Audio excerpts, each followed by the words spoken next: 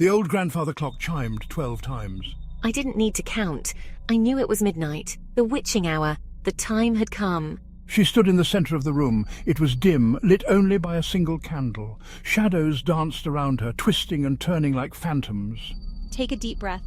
Calm your nerves. Your heart is pounding in your chest. It feels like a drumbeat of fear. She pushed the fear down. This was what she wanted, wasn't it? Yes, this is what I want. Eliza picked up the silver scissors. They glinted in the candlelight. She closed her eyes and took another deep breath. Then she started to cut. Her long, dark hair fell to the floor. It felt both liberating and terrifying. This was the first step. There was no turning back now. No turning back. Eliza gathered her hair. She placed it carefully in the center of the floor. It formed a dark circle, the circle of the ritual. Eliza looked at the objects in front of her. Each one had been carefully chosen. Each one was important. The first was a shard of a broken mirror. It was sharp and jagged. It glinted menacingly in the candlelight. This is my connection to the other side. The second object was a small silver knife. Its blade was sharp. Eliza pricked her finger with it. A single drop of blood welled up. She squeezed her finger. The blood dripped onto the mirror shard. This is my sacrifice. The final object was a piece of paper. Words were written on it in a language Eliza didn't understand. But she didn't need to understand them. She could feel their power. This is the incantation, the key to unlocking the door. Eliza took another deep breath. She held the incantation in her hand. It was time. Eliza began to chant. The words felt strange in her mouth, but she kept going. She didn't understand their meaning, but she could feel their power. The candle flame flickered. Shadows danced more wildly. The room grew colder. The mirror shard began to glow. A faint, eerie light emanated from it. It pulsed with energy. It was like a heartbeat. My heart skipped a beat. What is happening? The glow intensified. It filled the room. Eliza had to shield her eyes. The chanting grew louder. The words seemed to vibrate in the air. The mirror shard trembled violently. It threatened to shatter completely. I'm mesmerized and terrified. Suddenly, the chanting stopped. The glow died down. Eliza slowly lowered her hand.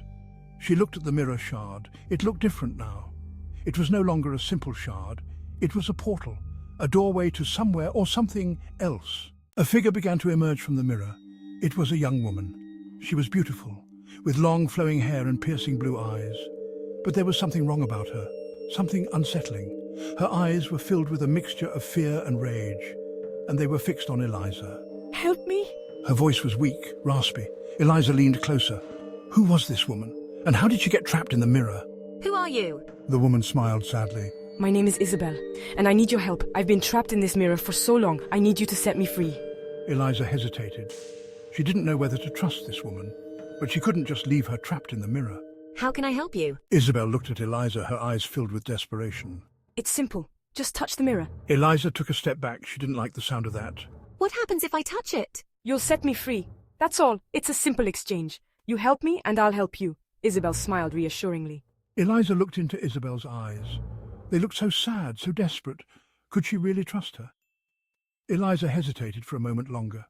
Then she made her decision. She would help her. Eliza reached out and touched the mirror.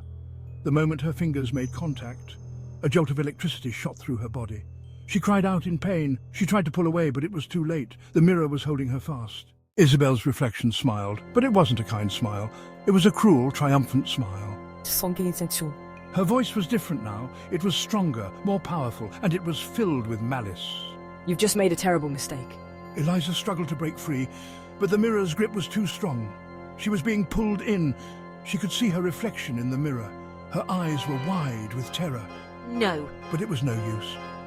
The mirror swallowed her whole. Her screams echoed in the room. Then, silence. The only sound was the flickering of the candle flame and the soft, sinister laughter of Isabelle echoing from the mirror. Eliza was gone. The ritual was complete.